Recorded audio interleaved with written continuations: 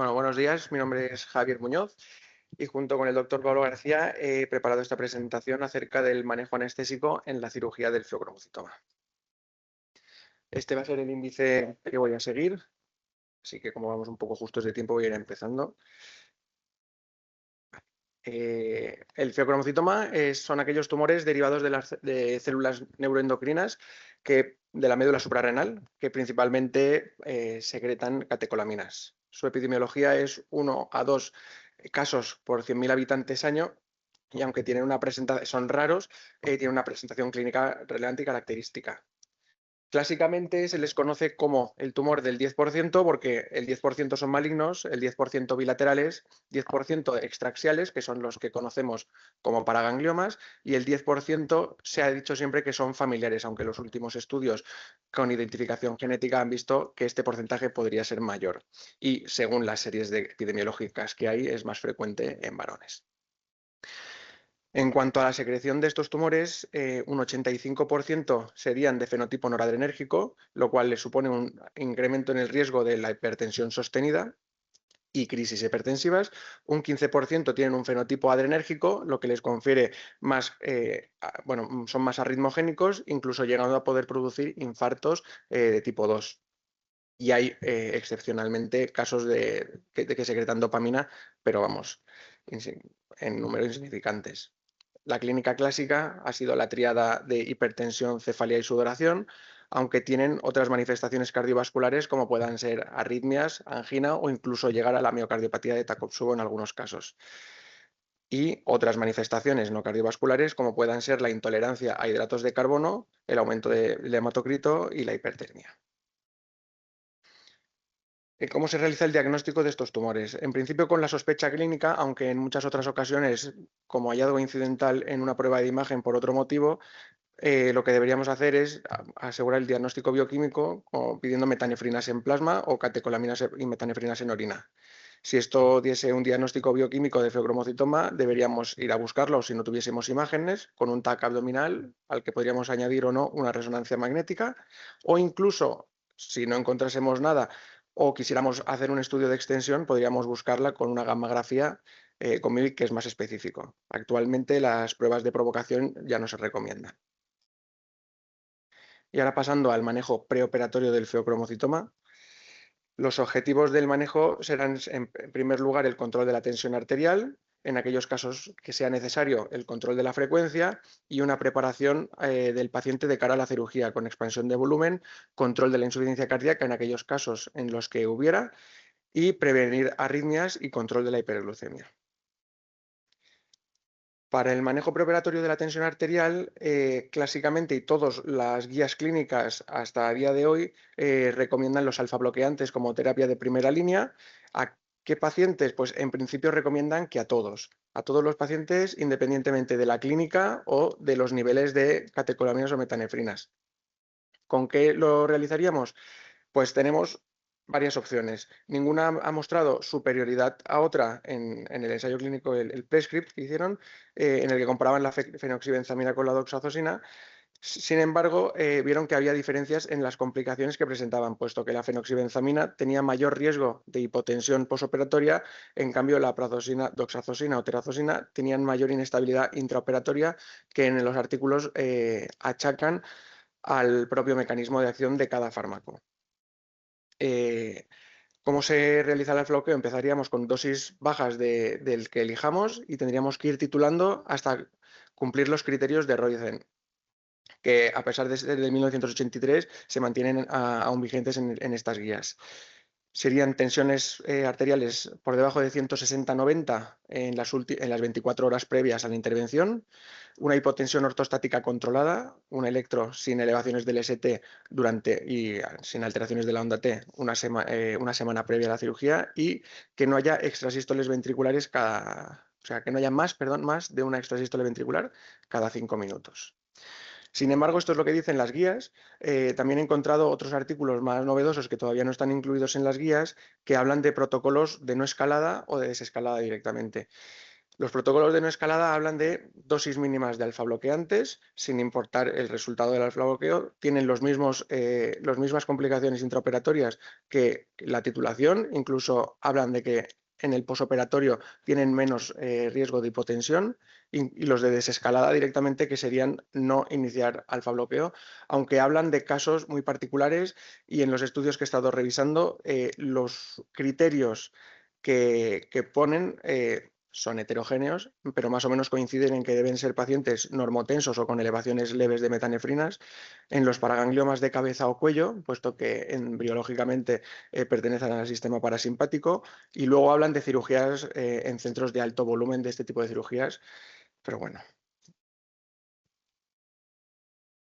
Si optásemos por el manejo más agresivo de la tensión arterial, si con los alfa-bloqueantes no consiguiésemos los objetivos de tensión, podríamos añadir otros fármacos, como pueda ser la alfa-metilparatirosina, que es un inhibidor de la producción de catecolaminas, y este estaría más encaminado hacia los pacientes que tengan insuficiencia cardíaca, y una liberación masiva de catecolaminas pueda resultar en un desenlace fatal, o en el feocromocitoma maligno, que ya no es candidato a tratamiento quirúrgico, y como tratamiento, digamos, paliativo, se podría también implementar. Y también, por otro lado, tenemos los calcioantagonistas, que siempre se han de considerar como un ayudante al bloqueo alfa, o se pueden utilizar en monoterapia en pacientes intolerantes o con contraindicaciones a los bloqueadores alfa. En cuanto al control de la frecuencia cardíaca, decir que no es obligatorio hacer un control de todos los pacientes. En caso de necesidad de hacerlo, se realizaría con beta-bloqueantes si cumple alguno de estos criterios, que son una frecuencia cardíaca mayor de 130 al diagnóstico o mayor de 110 latidos por minuto tras el bloqueo alfa, historia o trastorno de ritmos o extrasístoles ventriculares persistentes, o pacientes que ya tienen clínica de angina de pecho. Siempre el objetivo debe ser 80 latidos por minuto sobre esa frecuencia, y no olvidar que el bloqueo alfa tiene que ir siempre antes que el bloqueo beta, puesto que si hiciésemos un bloqueo beta primero, podríamos desplazar todas las catecolaminas hacia los receptores alfa y poder provocar una crisis hipertensiva. Entre los fármacos de elección destaca el propranolol, aunque en pacientes broncópatas, por ejemplo, se podría utilizar el atenolol o el metoprolol por ser más cardioselectivos. Y dejo aquí el labetalol porque es verdad que en varias guías aparecen como no recomendados, pero no es una recomendación, no es una contraindicación formal, puesto que lo que no se debe hacer es considerar que el labetalol, por tener un efecto alfa y beta, se puede sustituir en monoterapia a los bloqueadores alfa. Por eso no está recomendado, pero se podría usar como coadyuvante a un alfa bloqueante. Del resto de manejo preoperatorio, son pacientes que se debe realizar una expansión de volumen, tienen que venir bien hidratados al día de la cirugía. Se recomienda durante el tratamiento con alfa bloqueantes, que no lo he dicho antes, debe ser entre 7 y 14 días previo a la cirugía. En estos pacientes debe haber una dieta rica en sodio, 5 gramos al día recomiendan, y un llenado vascular preoperatorio de 2,5 litros por día. En aquellos casos en los que debuten con hiperglucemia, se debe hacer un control de la glucemia con tratamiento con insulina si fuera necesario, y aquellos pacientes que debutan con insuficiencia cardíaca o que ya tengan arritmias detectadas, pues un estudio previo exhaustivo por parte del cardiólogo y optimizarlo de la mejor manera posible. Y como consideraciones generales, que si cualquier paciente se considera que no debe ser apto para para hacer esta preparación ambulatoria, pues que se debe ingresar y monitorizar en lo que necesite. Aquí dejo una pequeña esquema de los medicamentos que he estado comentando, con las dosis y con dosis máximas y vidas medias. Y esto es una pequeña imagen de la guía de cómo se hace la preparación de estos pacientes, sacada de la guía del 2025. El manejo interoperatorio de estos pacientes, decir que existen de las dos maneras de hacer esta cirugía. Se puede hacer por vía laparoscópica, que actualmente es el gol estándar, y la cirugía abierta. Simplemente remarcar que dentro de la laparoscopia existen dos abordajes, el retroperitoneoscopio posterior y el abordaje transperitoneal laparoscópico. Y comentar que eligiendo de estas dos, el retroperitoneoscopio posterior está asociado a mayor inestabilidad hemodinámica, puesto que el retroperitoneo, al distenderse con el gas, produce más compresión de la masa tumoral y puede producir más inestabilidad durante la cirugía. Y tener en cuenta en la cirugía abierta que si optamos por poner un catéter epidural en estos pacientes para el control analgésico posoperatorio, tener que son cirugías en 2 fases, como ahora comentaré, y puede haber bastante inestabilidad hemodinámica. Por eso usarlo con cautela. Siempre, bueno, monitorización estándar para estos pacientes. Además, se hace hincapié en la profundidad anestésica, por eso usar el BIS o el SETLINE. Y monitorización invasiva, incluso usando monitorización hemodinámica avanzada. Y en casos seleccionados por insuficiencias cardíacas o miocardiopatías previas, valorar el Swan-Ganz. Acerca de la técnica anestésica, es verdad que la AHAR no recomienda ningún... O sea, la balanceada frente lativa en cirugía no cardíaca no da preferencia a ninguna de las dos, pero en este caso en particular sí que hay estudios que avalan la anestesia general balanceada frente a lativa, puesto que los halogenados tienen, bueno, un efecto simpático-lítico, reducen las resistencias sistémicas periféricas en mayor proporción que el propofol en este caso, tienen un perfil arritmogénico más favorable, sobre todo el sevoflurano, y hablan de la titulabilidad y la profundidad anestésica y se referían en este caso que si intentamos hacer un control de la tensión arterial aumentando dosis de hipnótico, el sevoflurano, bueno, los halogenados en general, reducen primero las resistencias vasculares periféricas antes que de que la depresión cardíaca, y el propofol en un primer momento, al intentar profundizar al paciente, lo que hace es deprimir el corazón antes que relajar las arterias, y por eso hablan de esta preferencia. También, que aunque no están dentro de las guías clínicas, ya hay estudios que hablan el uso de clevidipino con una menor incidencia de presiones arteriales por encima de 160 milímetros de mercurio y una disminución de las estancias de los ingresos en UCI. La dexmedetomidina también, por su bloqueo alfa, también disminuye las tensiones arteriales sistólicas máximas, y también el sulfato de magnesio, que ha reducido el tiempo acumulado fuera de rango y la necesidad de fentolamina de rescate. Como fármacos a evitar, tener en cuenta que en la primera fase de la cirugía la atropina, por su efecto vagolítico, nos puede taquicardizar. La ketamina también, por sus propiedades simpático-miméticas, habría que evitarlo.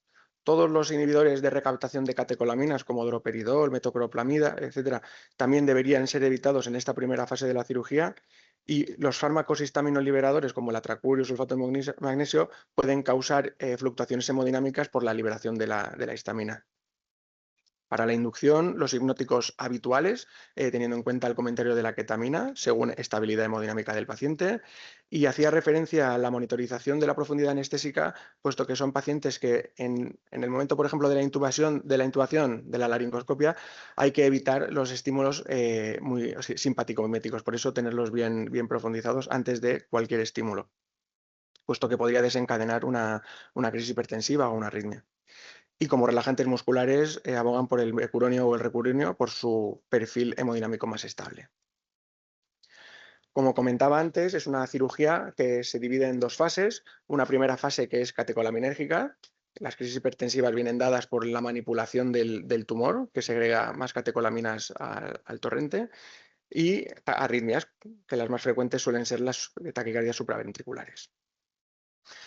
Después pasamos a una segunda fase, que es el momento que lo marca el momento del clampaje de la vena suprarrenal, en el que se produce un déficit brusco de catecolaminas, que puede cursar con hipotensión refractaria, que es una combinación entre un déficit brusco de catecolaminas, una hipovolemia relativa en ese momento y el bloqueo alfa residual que traen todos estos pacientes las 2 semanas previas de la cirugía. Y también tener en cuenta, quizá no en ese momento, pero durante la cirugía, que puede haber hipoglucemias por este déficit de catecolaminas. Por tanto, la idea clave de esta diapositiva es que en este caso hay que estar muy comunicados con los cirujanos, saber en todo momento en qué fase estamos y ante cualquier alteración de la hemodinámica preguntar a ver si ha pasado algo de la cirugía.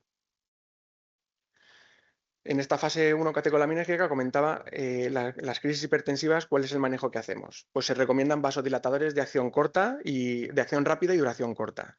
Clásicamente la fentolamina es la medicación habitual, que creo que en este hospital no tenemos en quirófano, habría que pedirla a farmacia, pero también se pueden utilizar, no hay en farmacia tampoco.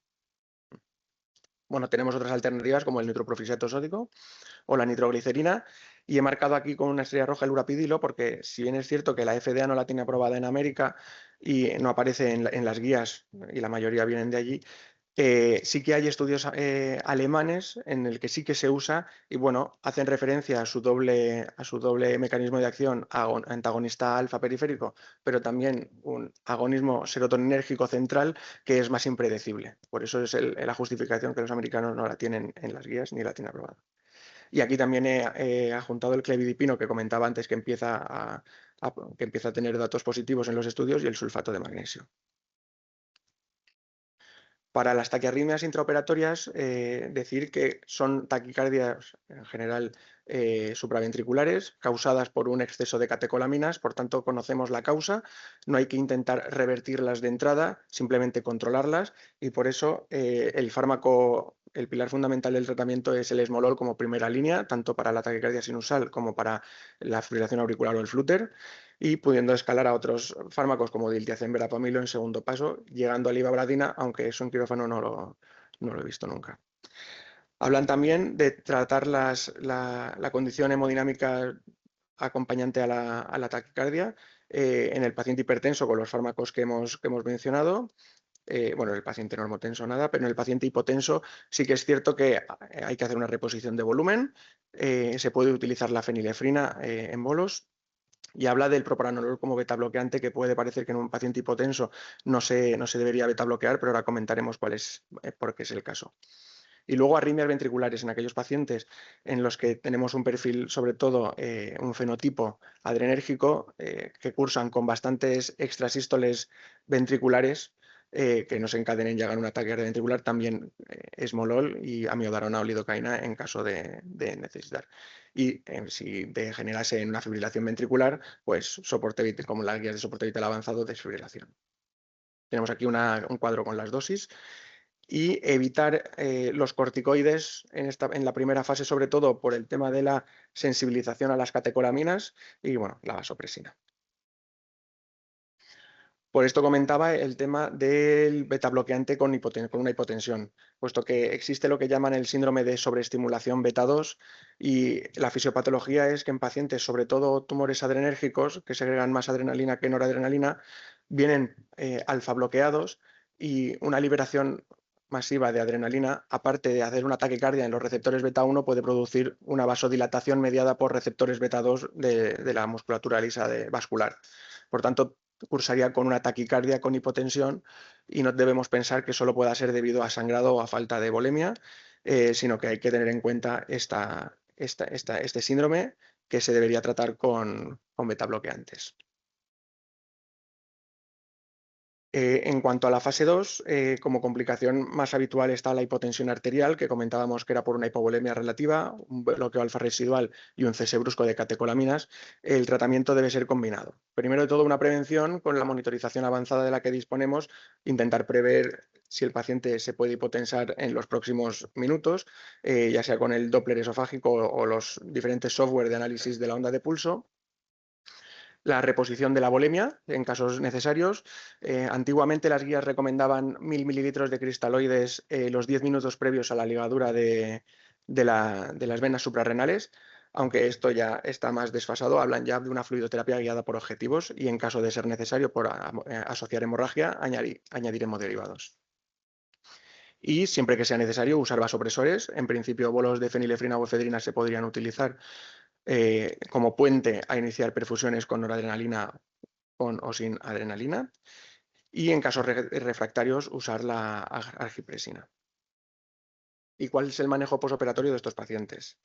Las 4 complicaciones más habituales que tienen estos pacientes son la hipotensión arterial persistente, que deberíamos tratarla con una optimización de la volemia y vasopresores si es preciso. En este punto ya recomiendo más la vasopresina o la argipresina, ya que son pacientes que vienen con una descarga adrenérgica crónica y pueden tener los receptores un poco mermados tanto en función como en número. Entonces la vasopresina que actúa por otros receptores podría ser de ayuda. En casos de suprarrenalectomía bilateral se dará una insuficiencia suprarrenal que debemos administrar, por lo que debemos administrar hidrocortisona. Tener en cuenta la monitorización de la glucemia porque pueden producirse hipoglucemias y vigilar la insuficiencia cardíaca y el edema agudo de pulmón, puesto que son pacientes que han tenido un corazón que ha estado bajo un estímulo adrenérgico durante mucho tiempo En este momento se encuentran sin tantas catecolaminas y aparte hemos reflexionado bastante bien al paciente, entonces ese corazón puede no saber manejar muy bien los volúmenes. Y como conclusiones, que la preparación previa es importante, un estudio exhaustivo de la cardiopatía para minimizar los riesgos y planificar el manejo anestésico. Recordar siempre que la secuencia es alfa-beta para evitar crisis hipertensivas. Es una cirugía en 2 fases, por lo que es fundamental la comunicación con los cirujanos. En caso de elegir medicación para tratar las complicaciones, fármacos de inicio rápido y acción corta. Y no olvidar la fluidoterapia y la posibilidad de hipovolemia relativa. Así que debemos monitorizar la volemia y ajustar la reposición de líquidos de forma activa. Y ya está.